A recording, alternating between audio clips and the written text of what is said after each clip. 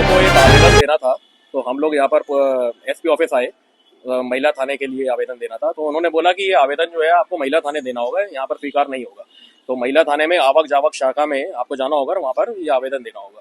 तो मैं और मेरे पत्रकार साथी नीरज जो है वो हम महिला थाने पहुंचे, आवक जावक जो है वो कार्यालय में वहाँ पहुंचे और वहाँ पे अपना आवेदन दिया। आवेदन की रिसीविंग ली और नीचे उतर कर आ रहे थे, तभी थाना प्रभारी, महिला थाना प्रभारी रश्मि भदौरिया और डीएसपी शिखा सोनी, इन्होंने हमें घेर लिया। अब इनके साथ 2-3 पुलिसकर्मी भी और मौजूद थे और जोर जोर से चिल्लाने लगी और बोलने लगी कि आप हमारे कार्यालय में कैसे आए।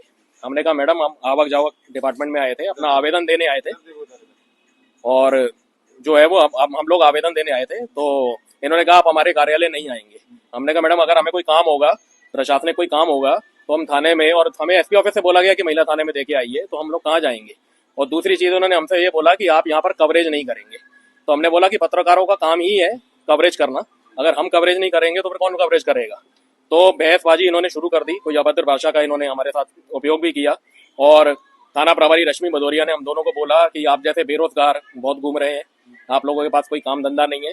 तो हमारे पास कोई काम धंधा नहीं है, या हम बेरोजगार हैं या रोजगार वाले हैं, ये तय करने वाली थाना प्रभारी नहीं होती हैं, ये हम खुद तय कर लेंगे। तो आपको पत्रकार के नाते जो है बेरोजगार का दर्जा दिया गया है। बिल्कुल बिल्कुल। दूसरी चीज आपको मैडम को बता दें कि पत्रकार बेरोजगार नहीं होता, वो भी रोजगार के उसमें नियम में आता है। और दूसरी चीज पत्रकार का काम है कवरेज करना। हम अपनी कवरेज कर रहे हैं, निष्पक्षता से कवरेज कर रहे हैं। अगर आपको ऐसा लगता है कि कवरेज में कोई प्रॉब्लम है तो जो आप उचित समझे वो कर सकते हैं, लेकिन कवरेज करने से हमें, हमारा चौथा स्तंभ है पत्रकारिता जो है, पत्रकार जो है वो चौथा स्तंभ है, हमें कवरेज करने से कोई भी नहीं रोक सकता। ये भारत का संविधान है, भारत का कानून है, ना कि इनका बनाया हुआ कोई कानून है। दूसरी चीज मैं और कहना चाहता हूँ कि अगर थाने में कवरेज करना जो है वो निषेध है, तो अगर ये हमें लिखित में देना चाहिए, दे सके तो हमें वो भी चाहिए कि ये लिखित में हमें दे दें कि यहाँ थाने में जो है वो कवरेज आप नहीं करेंगी। तीसरी चीज, क्या किसी वरिष्ठ अधिकारी या किसी मुख्यालय द्वारा ऐसा कोई निर्देश है कि आप थाने में कवरेज नहीं करेंगे। हम थाना परिसर के अंदर नहीं थे, थाना परिसर के बाहर कवरेज करते हैं।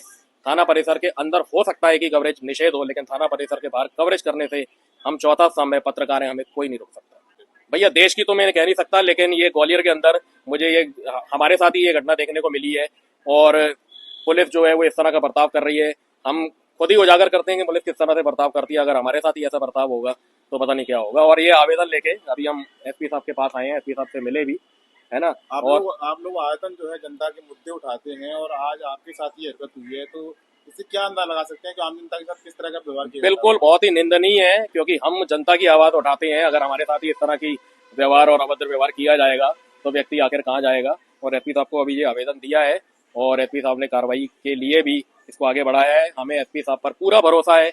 हमारे ग्वालियर के एसपी एक सशक्त एसपी हैं और निष्पक्ष कार्य और निष्पक्ष जांच जो है वो हमेशा करते आए हैं। तो हमें पूरा भरोसा है कि एसपी साहब हमारी मदद जरूर करेंगे। अगर एसपी साहब की कार्रवाई से आप संतुष्ट नहीं होते हैं तो ये आवेदन आगे कहाँ तक आप ले जाएंगे? बिल्कुल एसपी साहब की, वैसे तो मुझे पूर्ण उन पर विश्वास है कि एसपी साहब की कार्रवाई जो है वो बिल्कुल उचित होगी और बिल्कुल सही होगी।